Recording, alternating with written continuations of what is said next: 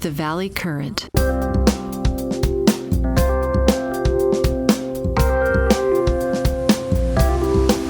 So back in 2023, a lawyer used AI to write a brief and got hit with a $5,000 fine for fake citations. But fast forward to 2026, we are seeing record penalties topping $110,000. Yeah, and 2-year suspensions on top of that. It's pretty wild. Right. And AI was supposed to be, the ultimate professional co-pilot. So why is it crashing so spectacularly? Well, it's crashing because we're treating it like a search engine instead of what it actually is.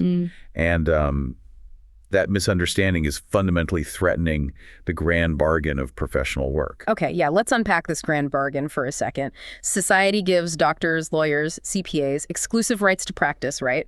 In exchange, they guarantee strict competence. Exactly. So today, we're doing a deep dive into some really fascinating reports from the Entrepreneur Law Group on deep learning and the professions. And the mission here is to understand why you, as a knowledge worker, need to urgently figure out how AI works under the hood. Because getting it wrong isn't just an oops moment anymore, right? It's an officially punishable failure. I mean, the whole definition of professional competence has shifted. Wait, really? How officially are we talking? Very.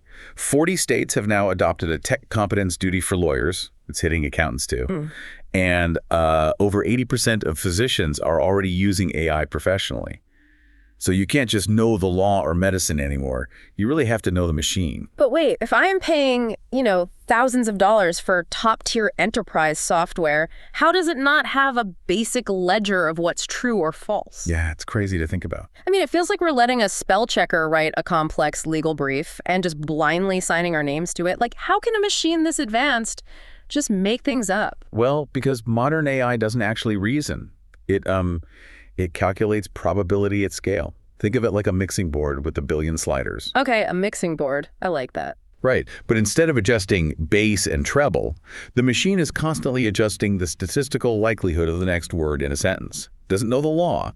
It just knows that the word plaintiff, statistically, usually, follows the word the. Oh, wow. So it's basically just optimizing for what sounds completely plausible based on its training data. Exactly.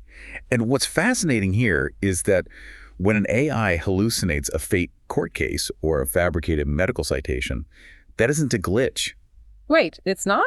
No, the mechanism is operating exactly as designed. It's successfully generated text that looks and sounds completely real. Ah, I see. So since the machine literally cannot distinguish truth from statistical probability, human verification is a professional duty now, not just a courtesy. Okay, that explains the fines perfectly, but it also creates a massive headache for the traditional business model of professional firms. Right? Oh, absolutely. It's a huge disruption. The reports talk about AI operating on this jagged frontier. I struggled with this a bit when I was reading. What does that actually look like in practice? So picture an invisible, highly uneven boundary of what AI can and cannot do well. Inside that boundary, the AI is brilliant. I mean, it compresses the gap between a novice and an expert, boosting the performance of below-average workers by a massive 43%. Wow, 43%, that's huge. It is. But the frontier is jagged. If you step just an inch outside that invisible line onto a task that, seems similar but secretly trips up the model, accuracy absolutely plummets. By how much? By 19 points. And the scary part is, you don't know you've crossed the boundary until the AI hallucinates. See, here's where it gets really interesting for the business side, because clients are forcing this transition. Yeah, they definitely are. 59% of in-house legal departments are actively demanding their outside firms use generative AI to cut costs. But if the AI is a probabilistic guesser on a jagged frontier, it flips the whole pyramid upside down. Right, the traditional associate department model. Exactly. Think about it. If a junior associate uses AI to draft a contract at the speed of a senior partner, but that senior partner now has to spend hours meticulously verifying every single line for hallucinations, what exactly is the hourly model still pricing? How does a firm bill for that? Right now, honestly, they're struggling to figure that out. Because the traditional model billed for the physical generation of the work.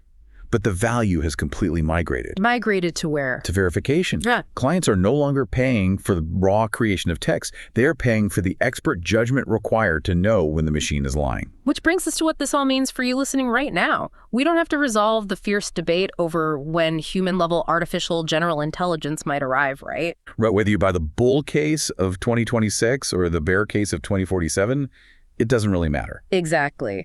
The reality is these probabilistic systems are drafting your work today. And surviving this shift means moving away from relying just on raw IQ and, well, developing your CQ. Yes, your consciousness quotient. Let's talk about that. It's essentially your self-awareness combined with tool awareness. Cultivating this deep understanding of where your own expertise ends and where that jagged frontier of the AI begins. You have to know the exact limits of the tool to verify its output safely. And we are going to be doing this for a really long time. I mean, with medical advancements pointing toward the healthy 100-year career, a mid-career professional today might be practicing well into the 2070s. Yeah, which means you're looking at decades of supervising and verifying AI output just to uphold your end of that grand bargain with society. Decades of playing fact-checker to a billion-slider mixing board. Pretty much. Which leaves us with a pretty wild, lingering question to chew on. If the future of professional work is constantly verifying the machine to guarantee competence, what happens to that grand bargain when the AI eventually learns to verify its own hallucinations better than you can?